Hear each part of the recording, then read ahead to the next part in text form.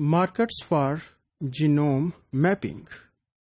So any identifiable region, it can act as a marker. As we discussed in previous topic, that any segment of the DNA whose sequence is known, it can act as a marker. Any regulatory sites, non-coding regions, and even the genes themselves, they can act as genetic markers or landmarks of the genome.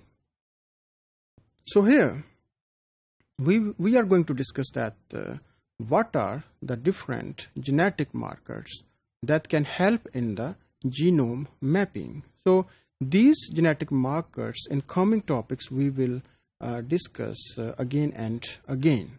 So these markers may be of different types.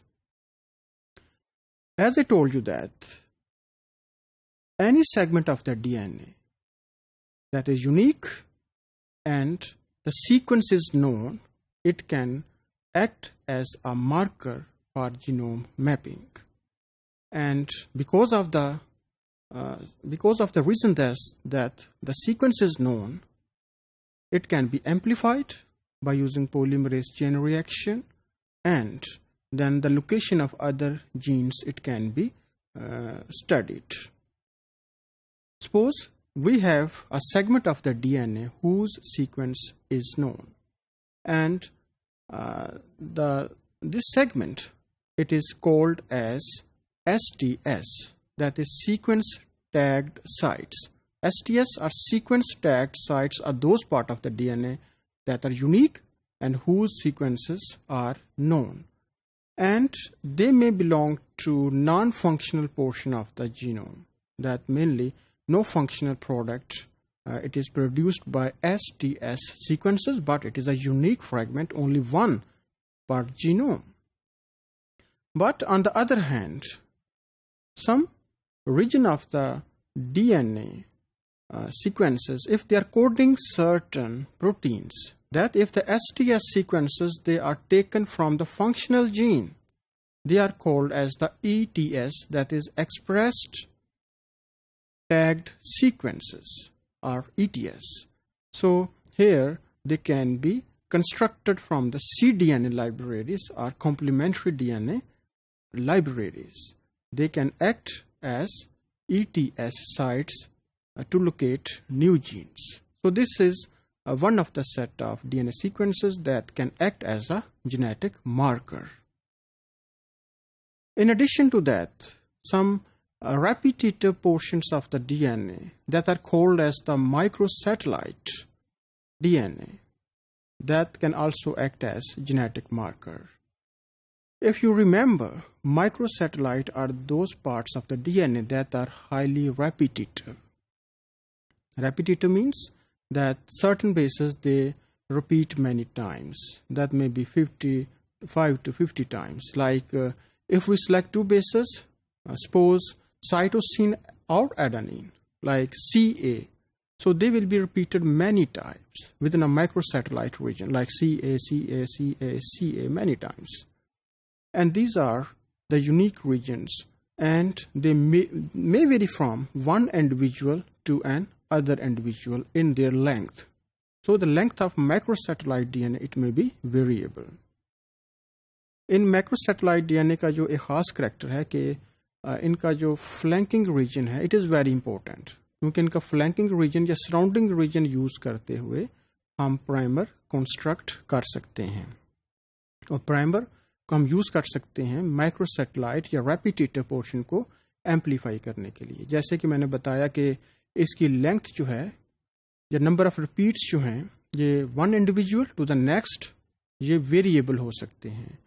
So the primer that will amplify that macrosatellite region or the repetitive region, its length will be variable from one individual to another. जैसे मैंने बताया कि the length may be variable, तो जो product बनेगा amplification का, एक individual से दूसरे इंडिविजुअल से उसकी लेंथ भी वेरिएबल होगी. तो इस तरह से हम एक इंडिविजुअल से दूसरे इंडिविजुअल के जो जीनोम है उनके लैंडमार्क्स में डिफरेंशिएट कर सकते हैं. सो in this way, macrosatellite DNA it can also act as a genetic markers. इसके अलावा अगर हमने कोई जीनोमिक लाइब्रेरी कंस्ट्रक्ट की है, उसके डिफरेंट क्लोन्स हैं, वो क्लोन भी जो हैं, if they have known sequence unique one like the STS, it can also act as a genetic marker. इसके अलावा बहुत सारी टेक्निक्स हैं जो कि हम आगे जाके भी डिस्कस करेंगे, like RFLP restriction fragment length polymorphism, जिसमें हम जीनोमिक DNA को डाइजेस्ट करते हैं by using different restriction enzymes. It can also act as genetic markers, and of course phenotypic characters, where some visible traits they can be used to study the pattern of inheritance. They can also act as a marker. This diagram shows the utility of different genetic markers. For example, here the STS sequence, which is called as sequence tagged sites. So they are unique portions on the DNA and only a single part genome. And they can be sequenced by polymerase chain reaction by using some specific primer. And if the STS sequences, they are taken from certain expressed genes, then they can be designated as expressed tagged sequences or ETS. In addition to that, microsatellite portion of the DNA that contain a repetitive sequence of certain genes. So within the flanking region of the macrosatellite, primer can be designated like forward primer or reverse primer here, that will amplify the macrosatellite portion, and due to variation in the length, we will get different bending pattern on the gel that show differences from individual to individual. So these sites, they can also act as markers. Then restriction fragment length polymorphism, where we use restriction enzymes to study the bending pattern of the genomic DNA. If pattern is different, then some sites, they are variable or polymorphic from individual to individual. Next, contig or contiguous portion of the DNA that indicate the overlapping region. So certain clones that overlap with each other, they can also act as a marker.